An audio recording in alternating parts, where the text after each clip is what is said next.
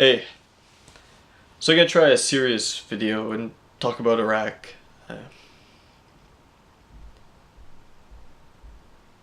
What a horrible destruction of this country. I mean, if you go all the way back, of course, Iraq arguably shouldn't have existed in the first place. I mean, it was created by the British when the empire was collapsing, when the British were really losing control of the empire. But even when they gave up control of different places, they still had to find a way to fuck with people, you know?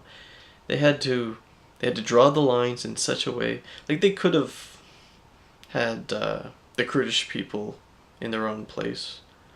And they could have taken like Iraq and the surrounding area and basically divided it up along lines that made sense.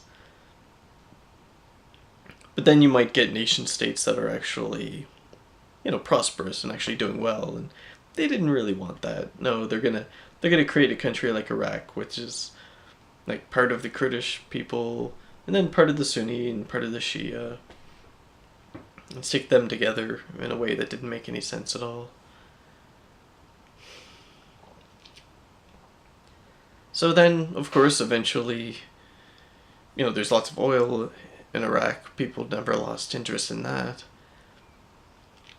Eventually, Saddam Hussein gets into power with help. He got help from CIA, and he was their boy for a while. I mean, people. And this isn't conspiracy theory. This is admitted. This isn't some wild speculation on my part. And then, Kuwait was slant drilling. Frankly, they were drilling across the border, underneath it, and drilling that into Iraq's oil. And then Iraq contacts America and says, hey, do you care if we take care of this problem? Now, I'm no fan of Saddam Hussein. The guy was a horrible person. But America, at one time, and I guess the West in general at one time, had no problem with supporting him at one time. Anyway, so then Iraq contacts at least some part of the American government, saying, look, do you care if we take care of this problem, if we get involved? And they said, no, we don't. We consider this an Arab issue. But then when Iraq did invade Kuwait, well, then you have the first Iraq War, where America liberated Kuwait, which in and of itself made sense. I mean, I'm not trashing anybody for liberating a country that's just been invaded. But what Kuwait was doing was wrong. They shouldn't have been slant drilling across the border like that. And frankly, if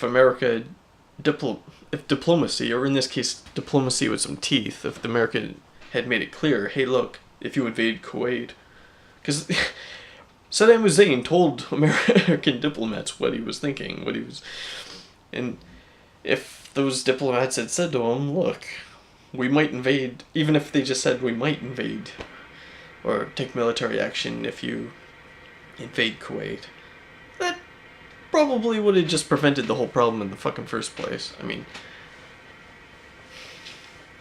now, the Secretary of Defense at the time was the now, I think, internationally infamous Dick Cheney, a sack of shit. But back in 1991, he was asked why he didn't go and invade Iraq as well. And he elucidated the whole quagmire that would be created by doing that. And there's a video of it online. Just you Google or search 1991 Dick Cheney talks about Iraq, something like that. Lots of people have talked about it. And he talks about how are you gonna you have all these different groups that don't necessarily get along. People have been living under a dictatorship. Who gets the oil? How do you keep everyone from fighting? And what happens if you bomb it? He just goes into all of it in detail, much better than I am right now. And so they don't invade Iraq, which, okay. But they don't want Iraq to be able to invade anyone else anymore, so they put sanctions on it for the next decade. Well, these sanctions kill a lot of people. Mostly kids, mostly the weak, the young, and the very old. As sanctions usually do. And then after 9/11, 9/11 happens. And this was from Al-Qaeda, based out of Afghanistan. Now, Saddam Hussein is a secular leader. Al-Qaeda, of course, is a religious organization. Well, terrorist organization. However you want to label it. They see themselves as being very religious. I think it's a separate argument to say what they really are or aren't. But their own label for themselves was as a Muslim religious terrorist organization. So it didn't make sense, of course, to blame Saddam Hussein. I remember I was in university at the time, doing an undergraduate degree, and I couldn't find a single person who could make sense of it, who really thought that somehow Al-Qaeda and Saddam Hussein liked each other, or that Iraq somehow had something to do with 9/11. But it was sold to the general public, and the disgusting American media went along with this. I mean, how much basic fact-checking did it take? The bloggers were able to do it. These are just people behind a keyboard. They don't have huge budgets like a lot of the cable news shows do. They don't have a staff. But somehow the American media couldn't understand that, hey, Iraq actually has nothing to do with 9/11. And so America goes to war a second time against Iraq. And so you got even more people killed. And what little infrastructure's left is just blown up. And they dropped the depleted uranium. And uranium's toxic shit. Even if it doesn't have a lot of radioactivity, because it's the non-radioactive isotope. Once those bombs hit the ground, it creates a lot of uranium dust. People breathe it in, causes all kinds of health problems for people. Birth defects for pregnant women, the babies from pregnant women. Yeah, it's horrible. And so lots of people die, again, in Iraq. And then, of course, you had all these groups that never really got along, and they're used to living under a dictatorship, and so now they're fighting each other, and they've got occupied forces, an occupational force, American forces. I don't blame the troops that were sent there, but none of it made any sense. And they didn't even have a plan. They just thought, oh, all these people are just going to get along somehow. And they're all going to get along with American soldiers, even though they just bombed the shit out of everything.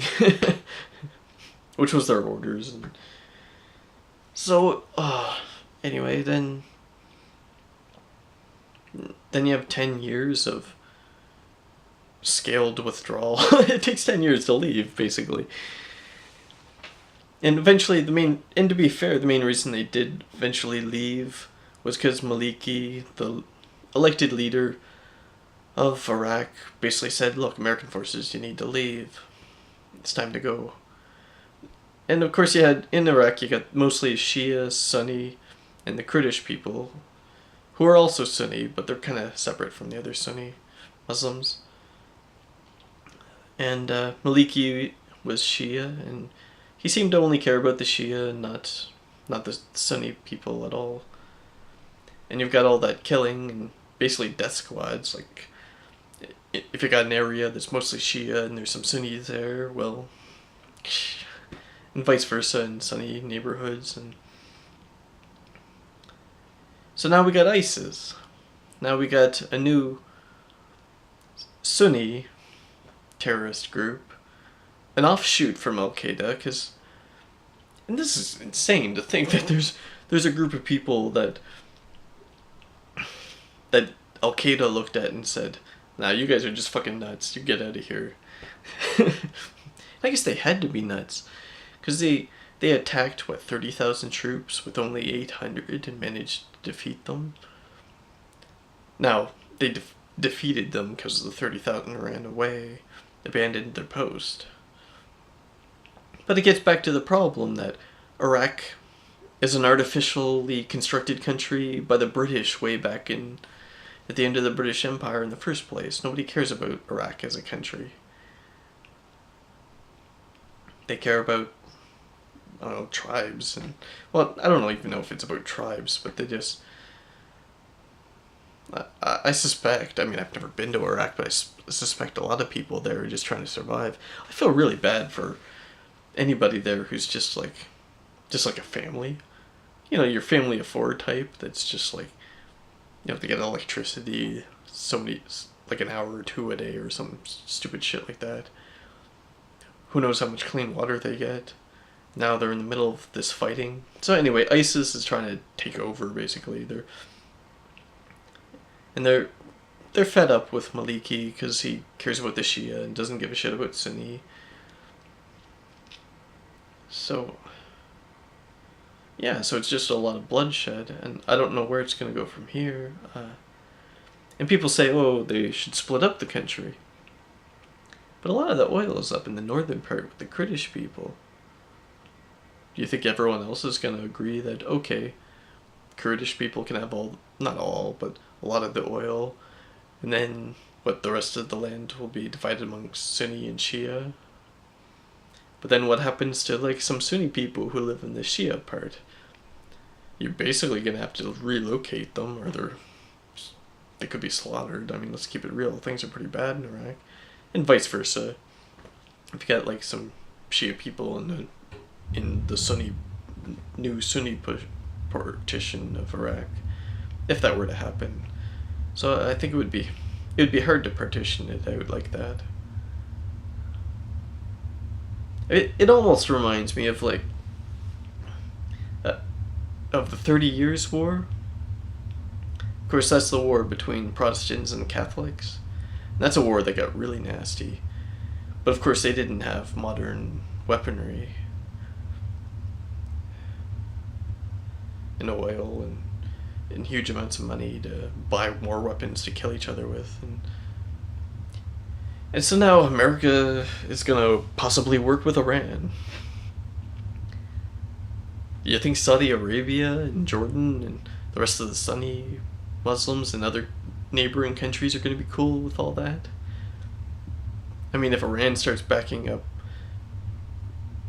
Shia in Iraq, you don't think that maybe some Sunni Muslims in other countries might start back... I don't know if they'd back ISIS, because ISIS really are... They're just nuts.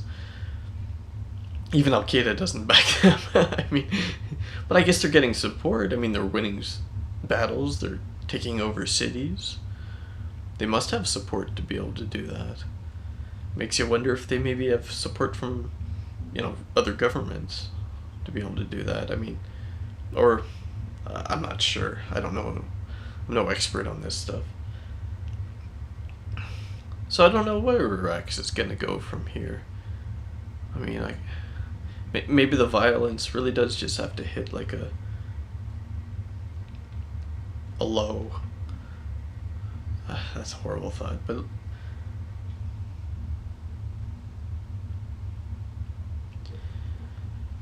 anyways, so